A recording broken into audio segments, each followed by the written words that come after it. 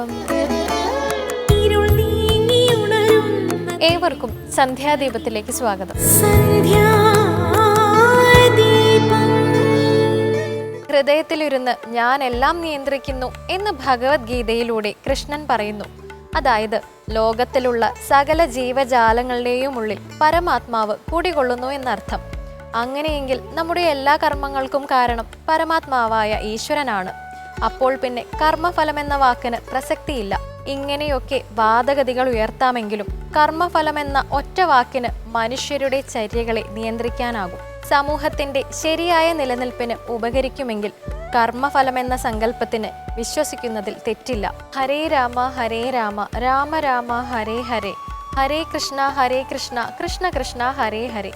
ആർക്കും ഏത് സമയത്തും ജപിക്കാവുന്ന ലളിതമായ മന്ത്രമാണിത്. ഈ ശബ്ദവീജികൾക്ക് നമുക്ക് ചുറ്റുമുള്ള ദോഷകരമായ ഘടകങ്ങളെ പ്രതിരോധിക്കാൻ കഴിയും. ഇനി ഇന്നത്തെ ദീപാരാധന കാഴ്ചയ്ക്കായി ക്ഷേത്രാങ്കണത്തിലേക്ക് പോകാം.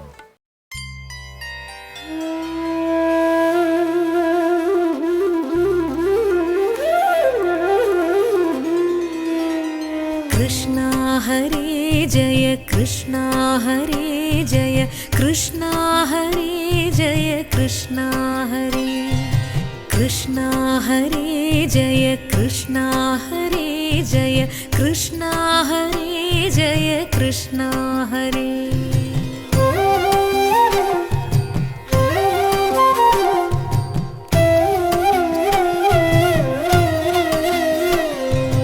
ആനന്ദലോല കൃഷ്ണ എന്റെ ശ്രീനന്ദ ബാലകൃഷ്ണ, കാത്തരുളീടു കൃഷ്ണ കണി കണ്ടൊരൻ ശ്യാമകൃഷ്ണ. നീലാംബുജാക്ഷ കൃഷ്ണ എന്നും നീ തന്നെ രക്ഷ കൃഷ്ണ.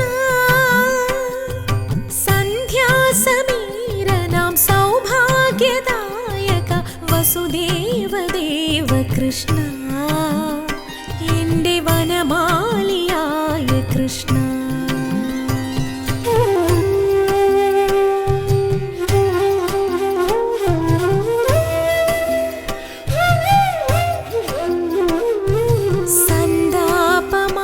ഇത് കോഴിക്കോടിനടുത്തുള്ള തിരുവച്ചിറ ശ്രീകൃഷ്ണ ക്ഷേത്രം.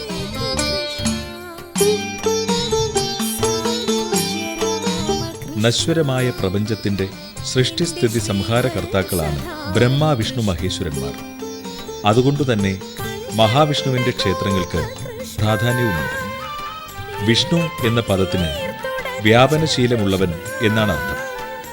പാർത്ഥസാരഥി സങ്കല്പമാണ് തിരുവച്ചിറ ക്ഷേത്രത്തിലുള്ളത്. വിഷ്ണുവിന്റെ അവതാരമൂർത്തികളിൽ വിഷ്ണു ഭക്തർക്ക് പ്രിയങ്കരമായിട്ടുള്ളത് ശ്രീകൃഷ്ണനാണ്.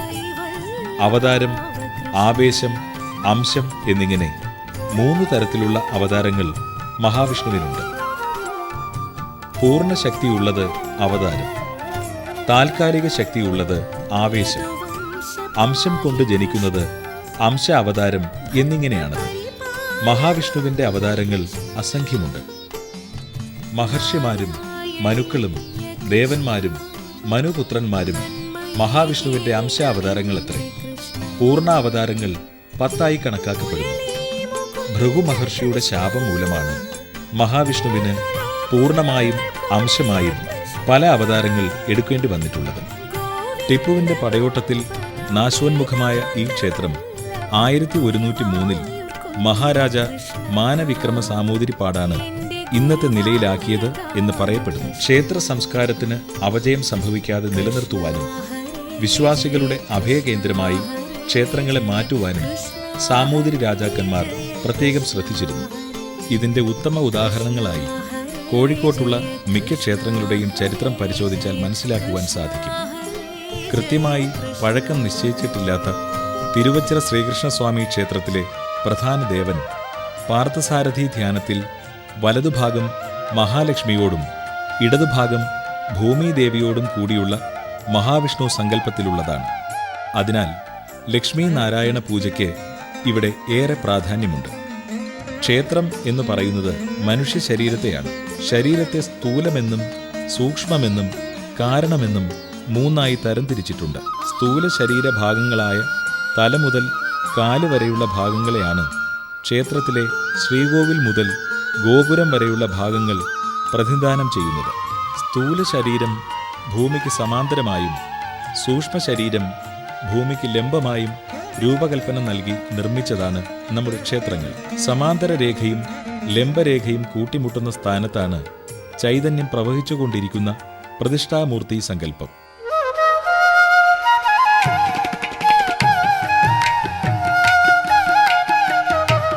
മഹാവിഷ്ണുവിന്റെ സപരിവാര പൂജ നടത്തുന്നതിന് പ്രത്യേക വിധികളുണ്ട്. ലക്ഷ്മി, ധാതാവ്, വിധാതാവ്, ഗംഗ, യമുന, നവനിധികൾ, വാസ്തുപുരുഷൻ, ശക്തി, കൂർമ്മം തുടങ്ങിയവ വിഷ്ണുവിന്റെ പരിവാരങ്ങളാണ്. ആദ്യം സമസ്ത പരിവാരങ്ങളോടുകൂടി അച്യുതനെ നമസ്കരിക്കണം. പിന്നെ ധർമ്മത്തെയും ജ്ഞാനത്തെയും വൈരാഗ്യത്തെയും ഐശ്വര്യത്തെയും അധർമ്മം, അവൈരാഗ്യം തുടങ്ങിയവയെയും കന്തം, നാളം, പത്മം, കേസരം, കർണിക എന്നിവയെയും 4 വേദങ്ങളെയും 4 യുഗങ്ങളെയും സത്വരജസ്തപോ ഗുണങ്ങളെയും പൂജിക്കണം. തുടർന്ന് അർക്കമണ്ഡലം, സോമമണ്ഡലം, വഹ്നിമണ്ഡലം തുടങ്ങിയവയെയും കഴിഞ്ഞ് നവശക്തികളെയും പൂജിക്കണം. തുടർന്ന് ദുർഗയെയും സരസ്വതിയെയും ഗണപതിയെയും പൂജിക്കണം.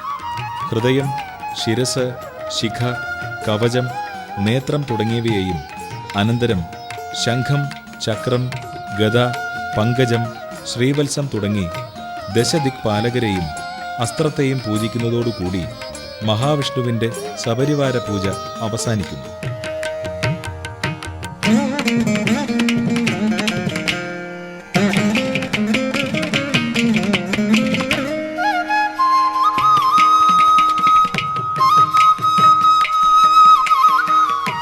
തിരുവച്ചിറ ക്ഷേത്രത്തിന് മുൻവശത്തായി സ്ഥിതി ചെയ്യുന്ന ഈ ചിറ ഏകദേശം 5 ഏക്കറോളം വ്യാപിച്ചു കിടക്കുന്നു.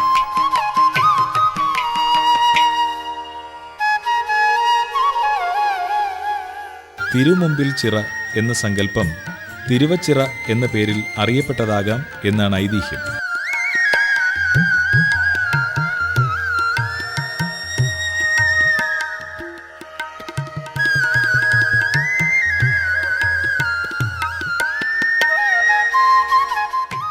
ജലാശയത്തിലേക്ക് ദൃഷ്ടി ഊന്നി നിൽക്കുന്ന മഹാവിഷ്ണു പ്രതിഷ്ഠ ഒരു പ്രത്യേകതയായി ഭക്തജനങ്ങൾ കണക്കാക്കുന്നു.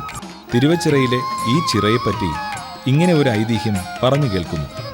സാമൂതിരി രാജാവിന് സന്താനഭാഗ്യം ലഭിക്കാനായി പരദേവതാ ക്ഷേത്രമായി അന്നു കണക്കാക്കിയിരുന്ന തിരുവച്ചിറയിൽ ഒരു ചിറ കുഴിച്ച് ക്ഷേത്രത്തിലേക്ക് വഴിപാടായി നൽകി.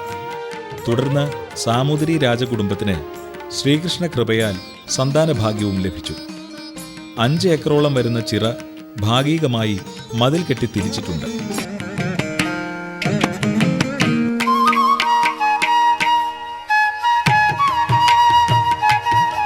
ശ്രീകോവിൽ മതിൽക്കെട്ടിനകത്തു തന്നെയാണ് ഗണപതി ക്ഷേത്രം സ്ഥിതി ചെയ്യുന്നത്. ശ്രീകോവിലിന് പുറത്തായി അയ്യപ്പ ക്ഷേത്രം സ്ഥിതി ചെയ്യുന്നു.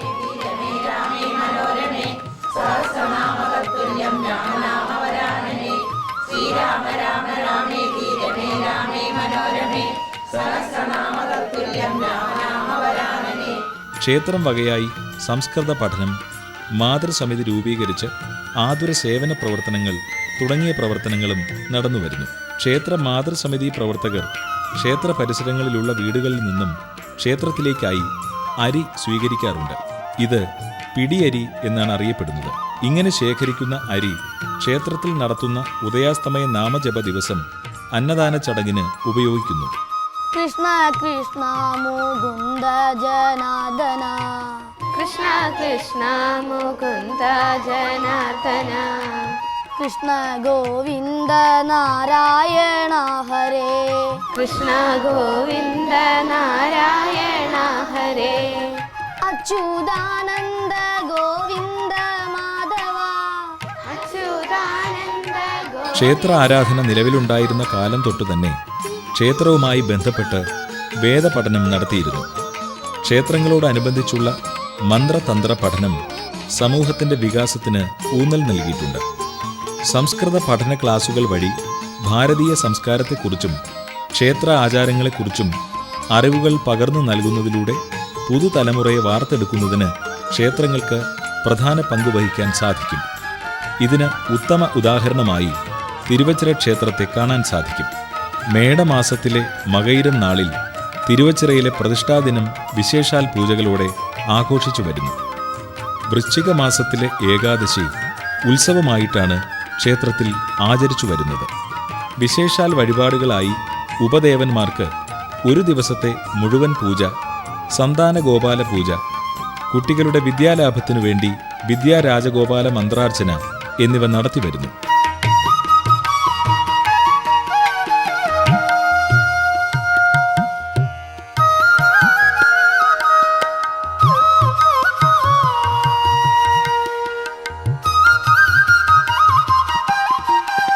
ക്ഷേത്ര ആചാരങ്ങൾ കർശനമായി പാലിച്ച് മനസ്സിനെ അമലവും ഏകാഗ്രവുമാക്കി ക്ഷേത്രദർശനം നടത്തുന്ന ഭക്തനിലേക്ക് സൂക്ഷ്മമായ മൂർത്തി ചൈതന്യം സന്നിവേശിച്ച് ഭക്തമനസ്സിൽ നവീകരണം നടക്കുന്നു. മനസ്സിന്റെ നവീകരണമാണ് ക്ഷേത്ര സംസ്കാരമായി പരിണമിക്കുന്നത്.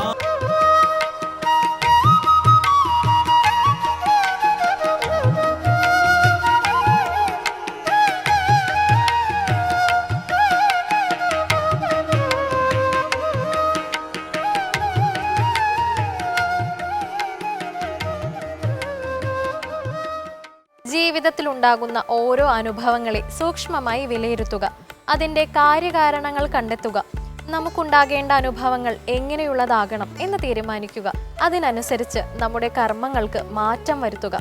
നല്ലതും ചീത്തയുമായ അനുഭവങ്ങളെല്ലാം നല്ല ഗുരുക്കന്മാരാണെന്ന് മനസ്സിലാക്കി മോശം അനുഭവങ്ങളിൽ ദുഃഖിക്കാതെ അതിലെ പാഠം ഉൾക്കൊള്ളുക. ഇന്നത്തെ സന്ധ്യാദീപം ഇവിടെ പൂർണ്ണമാകുന്നു. ഏവർക്കും നന്ദി.